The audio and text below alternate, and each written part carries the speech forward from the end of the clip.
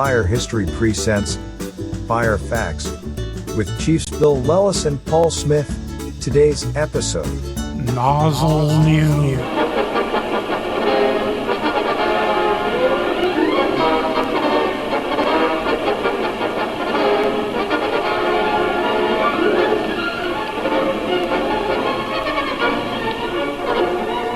If fires are to be controlled or extinguished, the department must pre-plan and be capable of skillful execution.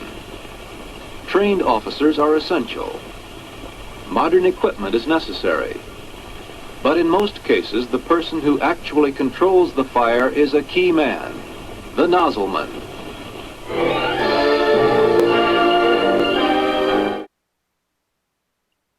Welcome, everybody, to this edition of Nozzle News at the Marine Fire History website. I'm Fire Chief Paul Smith, and today we're going to talk a little bit about the evolution of nozzles. In the last episode, Chief Bill Lellis chatted about the development of smoothbore nozzles and standards of nozzles and fire flows in the fire service in America. And we're going to pick up where Chief Lellis left off last time and talk about the evolution of the nozzle from the straight smoothbore tip that was the standard back in the 19th century, and the development and the evolution of the fog nozzles, which are more commonplace today.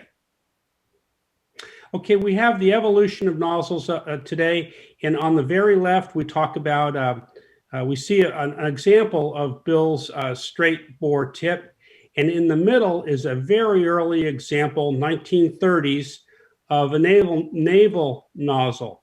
And the U.S. Navy and the U.S. Coast Guard developed these fog nozzles. Actually, they were a combination fog and straight stream nozzle for fighting fires in shipboard compartments. And on the far right there, we show a modern example of a task force tip, 1.5 inch, which multiple gallonage, multiple patterns, and a ball shutoff. Next slide, please. Now I'm going to talk a little bit about Lloyd Lehman. Mr. Lehman was named by the Fire Chief magazine as one of the six major contributors and pioneers to fire service fire behavior and research. Now, last time Chief Lellis chatted a little bit about John Freeman, that MIT engineer, and Mr. Freeman developed those standards for standard pressure and developed the underwriter's tip, and we talked about that. But Chief Lehman was actually contracted by the U.S. Coast Guard to better attack and better control shipboard fires. So he wrote a piece called "Little Drops of Water," and his little drops of water theory depended on, you come from a straight bore stream and it's a solid stream of water, and he theorized that if you broke those water particles up into little tiny particles, they could absorb the heat of combustion better than a straight bore tip. And they tried these in shipboard fires, and it worked really well in those confined spaces. And as engineering technology and metallurgy improved, we were able to develop and build some fog type nozzles. Now, I first learned about Lloyd Lehman and his theories when I took a fire science class from Chief Fred Bunker in his fire hydraulics that he offered at the time. And you have to remember, back in Lloyd Lehman's time, they didn't have, in the 1930s, they didn't have the breathing apparatus, they didn't have protective clothing. So all the fires that these folks fought back in the day, they did with little or no airway protection, breathing protection, and very rudimentary protective clothing. So the fog nozzle played a part in being able to knock the fires down quickly given the disadvantages the firefighters had of the day and not being able to go deep into a building as we would today to put a fire out in a room and contents. Next slide, please. So right here we have an example of these fog nozzles, these naval nozzles I was talking about before. On the left is a full size, if you will, photo shot.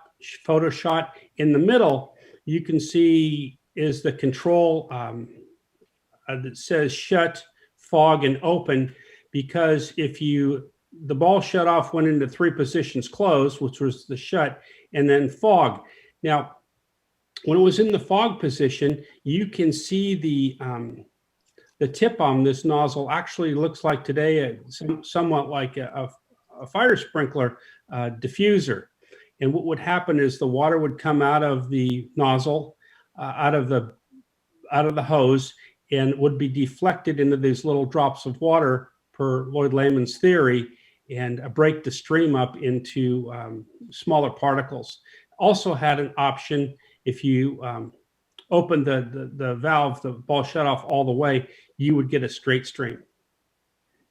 And that came out of the orifice just below the fog orifice. Next slide, please. So these naval nozzles, here's a little better picture with the fog tip removed. And you can look at a better shot. That smaller, lower orifice was the straight stream part. And that tip with a thing that looks like a diffuser on it snapped into the fog part. But I just took the fog nozzle tip off so you could take a little better look on how these things were constructed. Obviously, it took a little more machining, a little more metallurgy and talent to be able to design and build these nozzles compared to the straight bore tips they were using back in the day. And I have another really unique nozzle to show you in the next slide. And this nozzle, 60 gallon per minute fog nozzle with little holes drilled into the tip there to produce, break up the stream. And if you take a look around the ring, outside ring of that nozzle, you see 3 little indents there. And the best we can figure is this unique nozzle was used to attach a foam inductor for shipboard fires. Bill and I have taken a look at this thing. This is the only example that we found compared to some of the other nozzles, the typical naval nozzles that are available today for mostly antique and collectors. Okay, next we'll jump into the 1970s on our next slide. And, you know, this is the bean gun or the bean nozzle. We talked a little bit about this with our Marin County firefighter piece because the Marin County Fire Department used these almost exclusively on their vegetation fires back in the 1960s and 70s. They were very popular with most municipal departments that had a hard line or hard reel on their apparatus. The interesting thing I think about these bean guns is they were all worked off hard lines, high pressure pumps. So they required up to 400 PSI to operate, push some water out. And they had a flow of, I think the maximum was with the tip off was like 11 gallons per minute. So difficult, heavy hose to handle that 3/4 inch hard line. They're typically on a 200 foot reel with the bean gun on the end. But you know, that was the standard firefighting fog nozzle combination, high pressure nozzle at the time in the 1960s and the 1970s. So, you know, as we leave the 1970s, that Marin County transition from the hardline hose to cotton jacket hose. We went from cotton synthetic, we went combination nozzles, which would produce both the fog and the straight stream, which we showed you a little bit about earlier. Next slide, please. And we use these nozzles and these hose combinations on vegetation fires, on auto fires, on dumpster fires, structure fires. They were actually, pretty effective on most everything we did. And next slide, please. And this is the combination nozzle we've been talking about. It offers a flow up to 150 gallons per minute and offers a pattern from a straight stream to a 90-degree fog. And, everything controllable by the firefighter as the nozzle man on the fire stream, on the fire ground. Okay, we'd like to wrap up with our last slide today. And I'd like to thank Eric Humber for allowing him to share his naval nozzles with us. He had quite a few he was able to loan us for this show.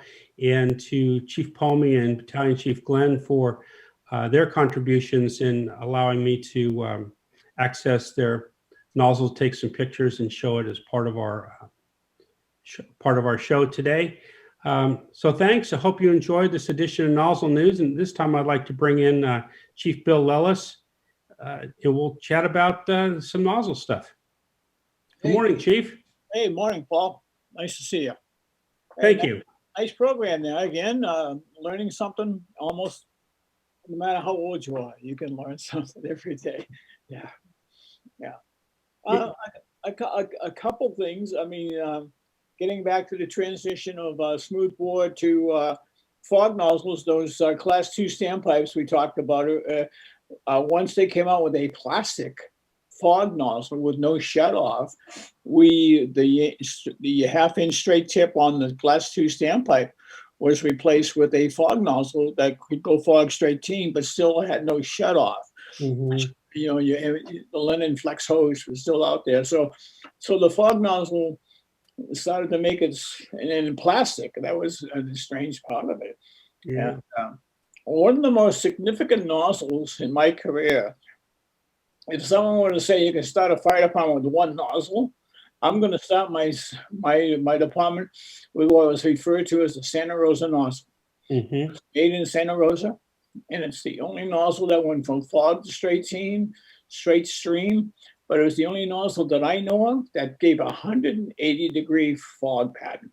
Everything else about 90, but this, the Santa Rosa nozzle, if you have one available to you and you can use it, try it. It opens a 180, and it's a fantastic one-man nozzle, 250 gallons a minute at 100 pounds pressure. But it's so designed that one guy can handle it almost within reason. So it's a fascinating nozzle. But Lloyd Lehman is one of those guys in the history of the fire service, like Freeman, was very significant. Think about where we've come since 1940. Mm-hmm. It's not even 100 years ago. We came to fog, wake it up. And then we didn't have the spiral teeth. It was fixed, but it broke the water up. And then they got this fancy, and wow, I mean, it's come a long way. And who's the next nozzle? Who knows what that's going to be? Yeah. Well, I know they're experimenting with remote control nozzles, and that, now for robot controlled remote control. Now, I know on the master streams on the aerial apparatus, they've very successfully designed a remote control nozzle, so you don't have to have a firefighter on the tip of your ladder like you did in the 70s and the 80s and until just a few years ago. I think if it's going to go in any way, like we were saying, Paul, I think it's going to go with tech. Like you see a lot of fire departments now getting drones. I mean, I think that the fire service is going to get drones. Mm-hmm. It's going to be the commonplace for wildland firefighting, getting up behind in the top of a building to see where the master streams should be applied, stuff like that. Mm-hmm. You're right. Some form of robot situations are going to be used where you can do it. Just a quick side note to the transitions between fog and straight tip. On some engines, you get people who are watching this program, you might open a compartment on an engine and see a little stack of straight tip nozzles, and on top of it, it's stacked and threaded together. Mm-hmm. And what that it was all about was when we went to fog, and fog takes 100 pounds of pressure on the nozzle. That's a lot of water, a lot of friction loss. But if you're on a red top hydrant and where you only get 500 gallons a minute and more, probably closer to 300, and you need pressure, if you take that fog nozzle off and put on a straight tip, and that stack that you will find in the engine compartment is going to be a 7/8 tip, a 1 inch tip, and an 1 1/8 tip. But the significance is it only takes 45 pounds pressure Right. to produce the same amount of water, the fog nozzle. Right. And 55 pounds of pressure and friction loss, more hose lays, maybe another nozzle. And that's what that stack is. And I've noticed lately that the new engines don't have that stack anymore. So Mm-hmm. we got the 7/8 tip now, but that if you have a stack in a compartment on an engine, that's what those were all about, to replace that high pressure nozzle for 100 pounds with to 45 and still get the same flow. Yeah. So you still can make that transition Yeah. today, but I'm noticing that they are no longer being supplied with the new engines. You know, when I did the little piece earlier in back of you, you got your old Larkspur squad there with the high pressure line. Oh. Think about that bean gun that needed 400 psi to that's a high, those 4-stage high pressure pumps. They really work to spit out, you know, less than 20 gallons. I think that the bean gun was rated at 11 gallons per minute. But they were more, yeah, but you're absolutely right. Your last show, you showed the Rodeo Hercules live lines, one with the fog tip, one with the 7/8 tip with the shutoff. Both have their applications. You're absolutely right. You can flow a whole lot more water or less with less pressure with that straight tip, that smoothbore 7/8. And I think they all have their place. They all have their use. I know in the 70s and the 80s, San Francisco was still they never went away from the smoothbore tip option for their live lines. no. Because of the penetration, and it can reach further with less pressure into that room or into that building than the fog will. Yes, that's right. If in that last program we showed on the history of the Alto Fire Department, there's a photograph of the old pickup trucks that were converted to what we would call a squad. Mm-hmm. But that 200-foot reel of 3/4 inch hose, rubber hose, Mm-hmm. that's a man buster. Mm-hmm. 200 feet of that out with that beam gun, the weight, and then the reaction wanting to take you down all the time. Yeah. It was a chore to work that. That's why it was nice in the old days. They made it an independent pump, and you could go along the side of the road and not get out of the engine. But Right. the beam gun, the high pressure it's quite an animal in itself. Yeah. Yeah. Yep. And you know, doing the research on this, I found it fun that we showed that little slide of John Bean and the bean gun, and it was actually that nozzle was actually produced by agriculture. Agriculture was using that type of a high pressure system to spray their fields. Oh yeah.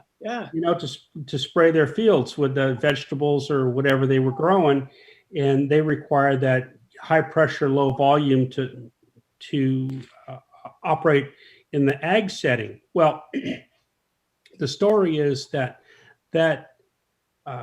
several times those farmers would put out roadside fires or small fires with that apparatus, and that's kind of how it transitioned to the fire services. You know, Yeah. somebody thought this would be a good idea. Now, that was actually made by a company called Food Machines Corporation down in Florida. That's who invented and marketed that. And in the late 70s and early 80s, they branched out into FMC fire engines. Oh. Food Machinery Corporation out of Florida, and they branched into FMC fire engines. I don't know that we saw a lot here in Marin, but they were out there. I know I've seen them before, and they made a fire apparatus until about 1990 when they closed their fire apparatus shop, and went strictly back to the ag business. Yeah, that's where the money is. Yeah. So, but all in all, Paul, I thought the history is. I'm a history buff, as you know, and the history is incredible when you're talking to these guys. And Lloyd Lehman wrote a couple of books. They're little small, thin books, a blue cover. And for you collectors out there, if you like a fire service library, or if you can get your hands on a Lloyd Lehman book on direct and indirect application, get it in your library. It still stands today. You read that book, the concepts that he wrote in the 40s and early 50s are still prevalent today with any fireman who wants to read our history. It changes, but it doesn't change. You know what I mean? Yeah, we say today, put the wet stuff on the red stuff. Well, that's what Lloyd Lehman was saying in the 1940s when he was kind of developing fire tactics and strategy. I mean, he didn't know it. I don't know if he knew it at the time, but he wrote kind of the handbook for fire science in college classes when it was in its infancy. Yeah, that's right. Absolutely. Yeah. So, but it was fun. It was fun putting these two together. I enjoyed it. I hope our technician in the booth back at the studio is doing a good job. So it was nice talking to you, Paul, and be safe, take care out there, and lots of luck with that trip to Sacramento. Thanks, Bill. Yeah, take care. And thanks for joining us on this edition of Fire Facts and Nozzle News from the Marin Fire History folks. We'll see you next time.